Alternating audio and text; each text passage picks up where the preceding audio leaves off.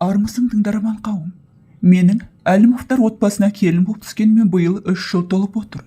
Сол 3 жыл менің өмірімнің ең ұзақ, ең сындарлы, ең ауыр да ең маңызды кезеңдері болды десем артық айтқандық емес. Мектепте 11 сыныпты жаңа ғана тамамдап, алдағы өміріме үмітпен, арманмен қараған шағым еді. Болашаққа өз жолымды, өз орнымды табамын деген сенімде бар болатын. Бірақ тағдырдың өз жоспары, өз бұйрығы бар екен ғой. Қазіргі жұбайым, яғни өмірлік серігім Болатбек. Онымен бұрын соңды кездесіп сырласқанда емеспіз, тіпті жақын араласқанда емеспін. Ол мен үшін мектеп кезінде андасында бір көретін, алыстан ғана танитын, жүзін көргенмен жанына жоламайтын жігіт еді. Ал бүгін міне сол жігіттің жары Әлімовтар әулетінің келіні болып отырмын. Мен өз үйімнің тұңғышымын, әке-шешемнің арқа сүйері, бауырларымның қамқор ағасы секілді көретін үлкен қызымын. Менен кейін 2 інім бар. Бала күнімнен ақ үйдің үлкені болғаны соң жауапкершілікті де ауыртпалықты да ерте сезіндім. Әкем еңбекқор, қарапайым адам. Көп жылдар бойы осы Әлімовтардың шаруашылығында қасапшы болып жұмыс істеді. Таңнан кешке дейін маңдай терін төгіп, адал еңбегіме отбасын асырауға тырысатын. Бірақ өмірдің қиындығы кейде адал еңбектен де ауыр болып шығады екен. Жылдар өте келе, әкемнің мойнына қарыз жиналып, үсті-үстіне проблемалар көбейді.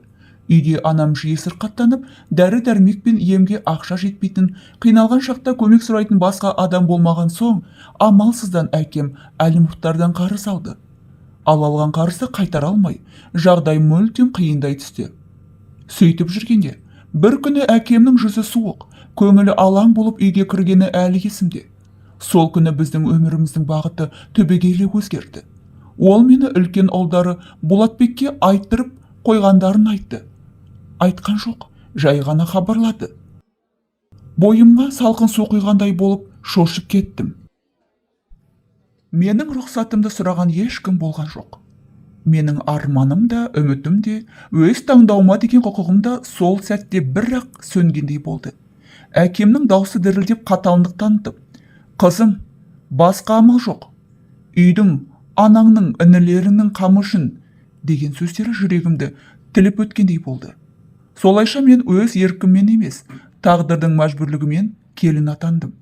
Әлімовтар үйінің босағасын аттаған сәттен бастап, өз өміріме емес, өзгенің өміріне қызмет етуді үйрендім.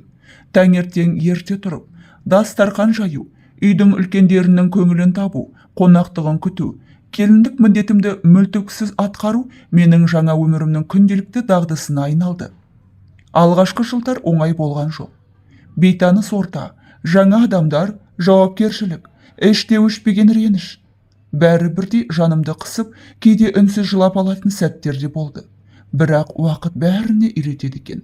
Қазір мен сабырдың, төзімнің, үнсіз күрестің не екенін жақсы білетін болдым. 3 жыл ішінде мен тек келін емес, нағыз өмір мектебінен өткен адамға айналдым. Өзімнің үнсіздігімен де, шыдамдылығымен де осы әулетке сыйластық орнаттым. Ең бастысы, мен тағдырыммен күресуді емес, оны түсінуді үйреттім. Ал жолдасым Болатбек қызды аялап, нәзіктік дегенді білмейді.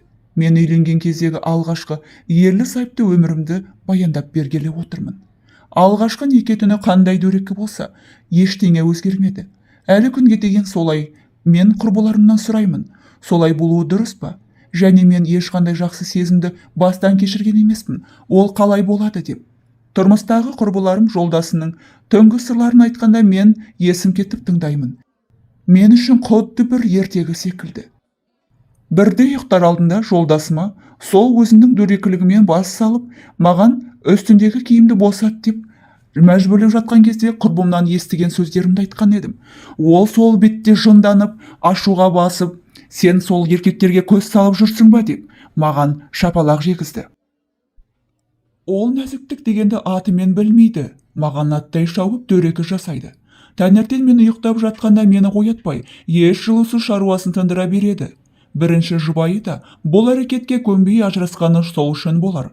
Мен нәзіктікті көргім келеді. Алдағы уақытта өміріміз не боларын білмеймін. Оған қоса әлі баламыз да жоқ. Ауруханаға барып тексерілгенімде сізде ешқандай кінәрат жоқ, деді дәрігер. Ал жолдасымның ата-анасы мен бауырлары мені кінәлап, әлі күнге шейін кінәні менен іздейді. Сен болар бедеу деп, маған қатты сөйлеп қалатындар бар. Алдағы уақытта ажырасамын ба, әлде осы тірлікке көніп мәңгілік осы үйде қаламын ба, бұны тағдырға тапсырайық. Ал қымбатты көрермендерім, егер де әңгіме ұнаған болса, менің почтама өміріңізде болған оқиғаларды жіберуіңізге болады.